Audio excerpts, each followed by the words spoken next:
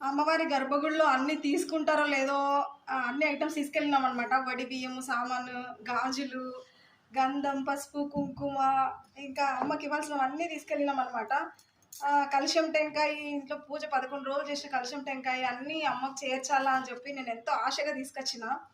గర్భగుడిలోకి అన్ని స్వామివారు ఇచ్చేయండి అని మొత్తం గర్భగుడిలో అప్పుడే అన్నీ తీసుకొని అన్నీ పెట్టేశారు.